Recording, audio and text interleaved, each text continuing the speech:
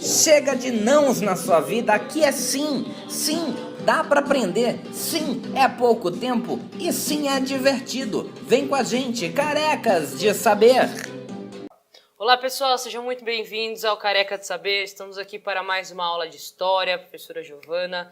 Hoje nosso assunto novamente, estamos aqui na terceira aula deste assunto, é período entre guerras. Continuamos a falar de Europa, assim como na aula 2, na qual falamos de Itália. Hoje nosso assunto é a Alemanha. Muito bem, não tem grande mistério como estava a Alemanha após a guerra. Na aula de Primeira Guerra Mundial já falamos um pouco disso. A Alemanha foi derrotada, o Tratado de Versalhes promoveu uma profunda humilhação moral, econômica, de restrição de diversas ordens, principalmente na área militar, o que afundou o país numa crise moral. O país enfrentava profundas crises de desemprego, crises inflacionárias, que com a crise de 29 só vão se agravar. Mas muito bem, vamos falar primeiro da Alemanha nesse período imediatamente após a Primeira Guerra Mundial. Então, em 1919, vamos lembrar, uma das coisas estabelecidas pelo Tratado de Versalhes, a Alemanha deixava de ser império e seria então agora uma república com capital em Weimar, a chamada República de Weimar, é a República Alemã entre 1919 e a ascensão do Hitler ao poder. Nesse mesmo ano de 1919, então, a gente tem uma tentativa de revolução comunista liderado por uma mulher chamada Rosa Luxemburgo, PKD é como se falava, o Partido Comunista Alemão. E a partir desta tentativa, claro que os líderes da Revolução Comunista são presos, mas surge um partido de esquerda que tende a contemplar a classe operária na Alemanha, o Partido dos Trabalhadores Alemães.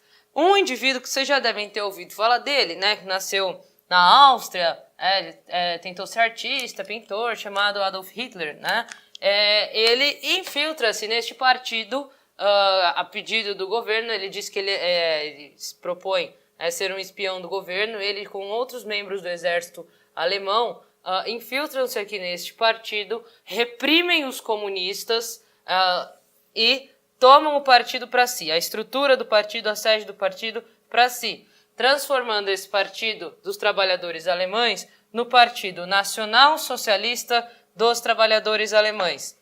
O que é nacional socialista? Se a gente colocar isso aqui em alemão, a sigla fica Nazi, Então, são os nazis, é o partido nazista. O partido nazista nada mais é do que partido nacional socialista. Agora, presta atenção, pessoal. O Hitler, assim como um cara que é fascista, nazi-fascista, no caso dele nazista, a gente já vai falar das diferenças já, ele não é socialista no sentido de comunista, tá? É socialista, mas o nacional vem antes. O que quer dizer nacional socialista? Que o nacional é quem deve ordenar a sociedade. Esse socialista aqui, ele, na verdade, é uma tradução do alemão que, se a gente for, como vocês sabem, o alemão é uma língua muito diferente do português, então, se a gente fosse traduzir isso para o português, da maneira que significa essa palavra no alemão, seria algo como nacional social.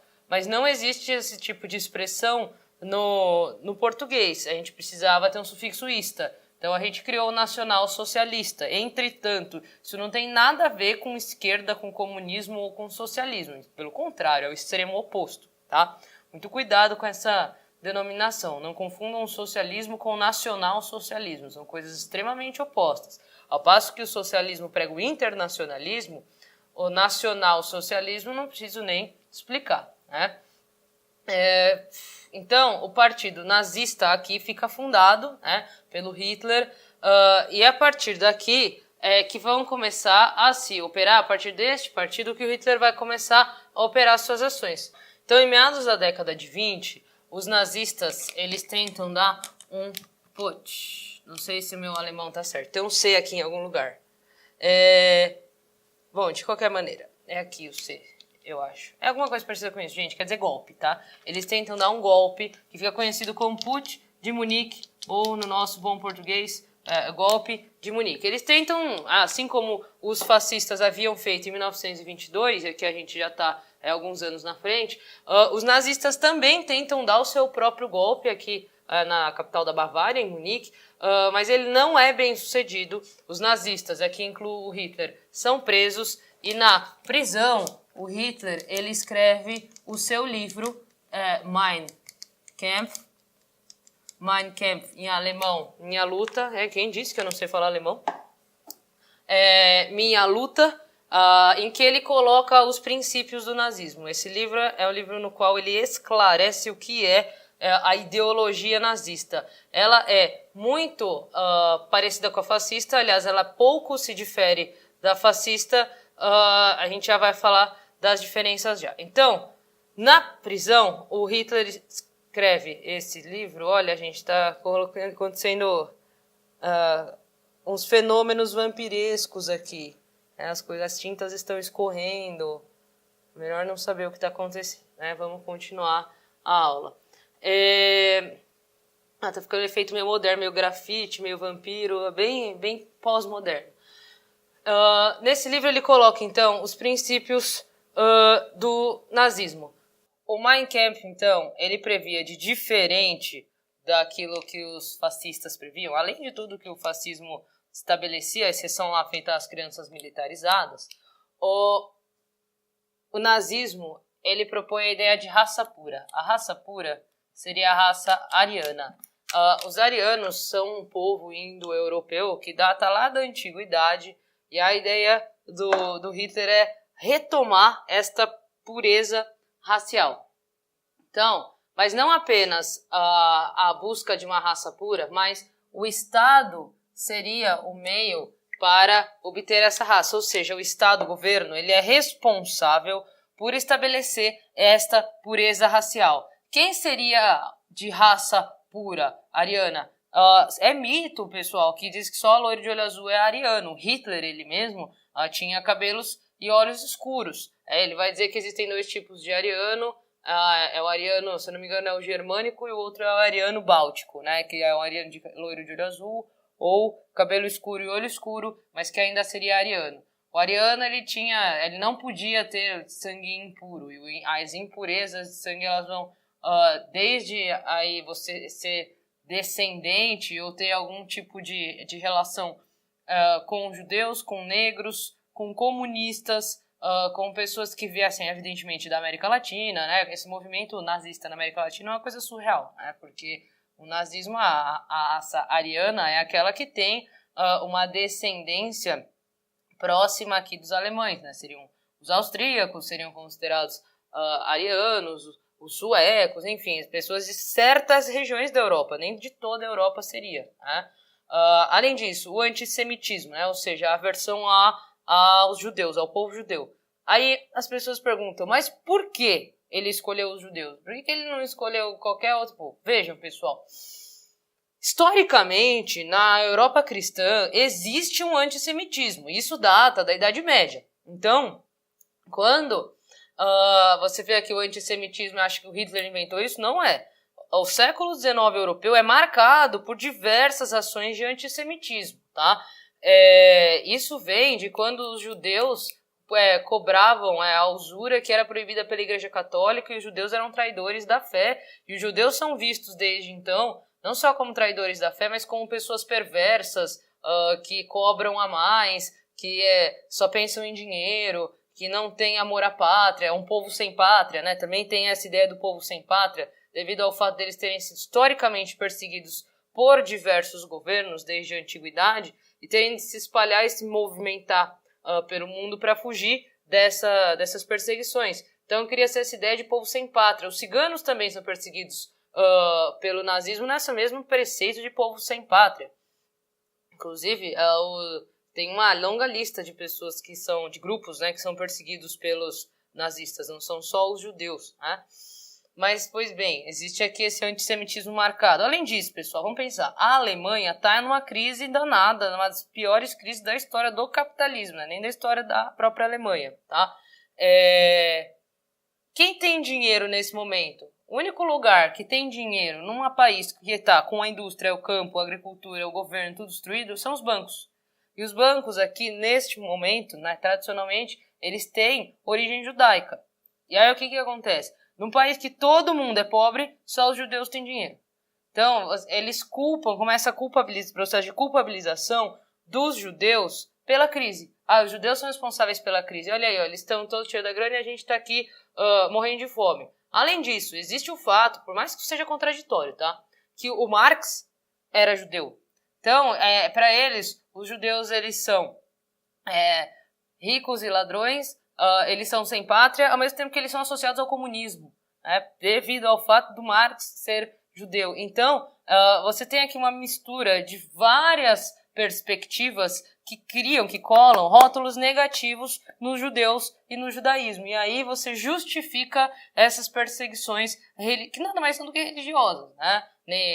No máximo étnicas, né? Que ele cria com essa noção de raça. Outra coisa, essa ideia de raça não é uma invenção nazista. A ideia de raça, ela vem do século XIX, quando a gente cria uma noção chamada darwinismo social, que é a ideia de que se os animais evoluem, os seres humanos também têm categorias de seres humanos mais evoluídos e menos evoluídos. Isso vai até justificar o imperialismo. Então, mesmo modo, o imperialismo é justificado pelo quê? Os europeus vão levar o progresso para a África. Por quê? Porque os europeus, eles são superiores, né? Os brancos são a categoria mais desenvolvida e os negros a menos desenvolvida. Então, existe esse preceito, essa ideia de raça, esse racismo, ele nasce no final do século XIX e o Hitler vai usar ele aqui, né? O Hitler ele vai, inclusive, usar o Nietzsche. O Nietzsche, pobre dele, não tem nada a ver com o nazismo. Mas o Nietzsche, ele coloca lá, num dos seus livros, a ideia acho que em alemão chama-se Überhomen, alguma coisa assim. No alemão não é essas coisas. E aí ele vai chamar, no português é grosseiramente traduzido como super-homem. É a ideia de super, no sentido de superação. É a superação do ser humano, a criação do ser humano melhor. E o Hitler vai unir essa ideia do Nietzsche de superação do ser humano com a ideia da superioridade racial. E aí ele vai criar a ideia do quê? De que existe uma raça, a ideia que nós devemos criar uma raça pura superior às demais, por ser pura, ela é superior, e isso deve ser feito através do Estado. Tá? Outra teoria nazista aqui, que se difere um pouco do fascismo, é a ideia do espaço vital. O espaço vital nada mais é do que uma ideia de expansionismo, a ideia de que para um Estado ser grande, ser glorioso, ele precisa de espaço. Então, a Alemanha, para que ela possa crescer como um país glorioso, como um império glorioso, ela deve se expandir territorialmente. Tá? Os símbolos que o nazismo traz. A águia é símbolo do império, e a suástica. Eles têm alguns outros símbolos, tá? Mas os mais usados são esses dois. Presta atenção nesse negócio da suástica aqui. A suástica não é uma invenção nazista. A suástica, esse negócio aqui, seja de que lado for, seja de que modelo for, é um símbolo usado em diversas tradições orientais. A suástica original, ao que apontam alguns estudos, ela é tradicionalmente deste modo. Ela é anti-horária e ela é reta, tá? E isso aqui é visto como o símbolo hindu da prosperidade. Alguns psicólogos, estudiosos até dizem que um dos grandes méritos do Hitler foi ter invertido e tombado essa... Eu não sou muito boa de desenho, acho que dá para entender, né? Ele inverte a suástica e ele tomba ela de modo que ela dê a ela uma impressão de movimento. Aqui aparece parada, aqui aparece que está girando, e girando para o sentido horário, o que dá a ideia de progresso. É como se eles tivessem que... como se o símbolo nazista fosse um símbolo de constante movimento, de constante progresso, de crescimento. Né? Então a suástica não é um símbolo nazista, inclusive esse símbolo aqui não tem nada a ver com o nazismo. Esse símbolo aqui sim, esse sim, é a suástica nazista. Tá? O Hitler também propõe a paramilitarização da sociedade, né, do Estado. Ele propõe a criação de duas forças repressoras, a SA e a SS. Grosseiramente, a gente diz que a SA é como se fosse a polícia civil e a SS é a polícia militar. Ambas são forças de polícia, são forças de braço armado do Estado, são forças repressoras, mas a SS tem um treinamento militar mais aprofundado. Tá? A SS ela veste preto, a SA veste marrom, com aquela tarja, né, do símbolo nazista suástica aqui. Muito bem, aqui Hitler está sendo então liberado, né, da cadeia, cumpriu sua pena lá por ter tentado criado uma certa desordem lá em Munique, né, uma tentativa de golpe, né, isso nem foi tratada dessa maneira. Em 1929 a gente tem a crise. E aí, no ano seguinte, os nazistas concorrem às eleições para a presidência, mas eles não são eleitos. Quem é eleito é um cara da social-democracia, lá tradicional, o Hindenburg. E aí, dali a poucos anos, existem eleições parlamentares. Não sei se vocês já acompanharam isso, mas na Europa, principalmente na Alemanha, que a gente tem uma república parlamentarista, ou seja, existe a cargo presidente, mas quem governa é o primeiro-ministro, existem as eleições presidenciais e existem as eleições legislativas, as eleições parlamentares. As eleições parlamentares são as mais importantes, tá? Então, nessa consulta das eleições parlamentares em 1932, existe um grande crescimento nazista, né? Muitos nazistas ganham cadeiras que antes eram sociais-democratas, mas também, e é aqui que é grave, nesta leitura desse momento, comunista. Muitos caras do Partido Comunista Alemão vencem e ganham cadeiras aqui nesse parlamento. E aí pronto, sinal amarelo está posto. Para a burguesia que está aqui no poder da República de Weimar, é mais conveniente apoiar o nazismo ou o comunismo? Só, em se tratando de burguesia, o comunismo é o maior temor que eles têm, certo? Então, o que vai acontecer? A burguesia pressiona o Hindenburg e o Hindenburg convida o Hitler para tornar-se chanceler. Chanceler é o mesmo que primeiro-ministro, ou seja, ele vai se tornar o chefe de governo. O chefe de Estado é o Hindenburg, mas o chefe de governo, que efetivamente vai governar a Alemanha, é o Hitler. E, se não bastasse a série de coincidências que o beneficiou ao longo da sua vida, né? Ainda, no ano seguinte, o Hindenburg morre. Morre de doença mesmo, tá? E aí o Hitler coloca na Alemanha um plebiscito que o confirma como? Alguém adivinha? Que o confirma como Führer. Führer é imperador, né, do Terceiro Reich.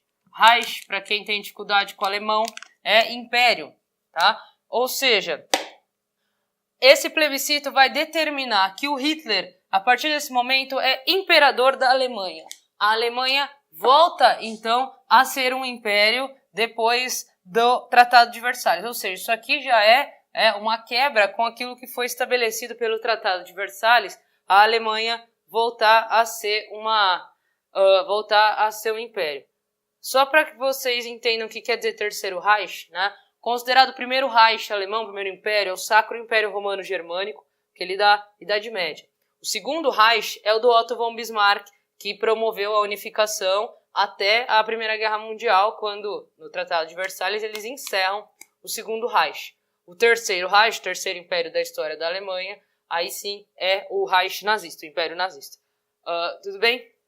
Então, pessoal, vamos encerrar por aqui, na chegada do Hitler ao poder, e a próxima aula a gente vai chamar Segunda Guerra Mundial. Nesta aula a gente vai fazer o que o Hitler faz, quais as atitudes que ele toma na sua chegada ao poder, mesmo antes do início da guerra. A gente vai falar de Guerra Civil Espanhola, que é um ensaio para a Segunda Guerra Mundial, e a gente vai falar do conflito da Segunda Guerra em si. Vamos falar também de campos de concentração, vamos falar também das perseguições aos diversos grupos que o nazismo propôs. A gente terá aí algumas aulas pela frente de Segunda Guerra Mundial. Nos vemos lá.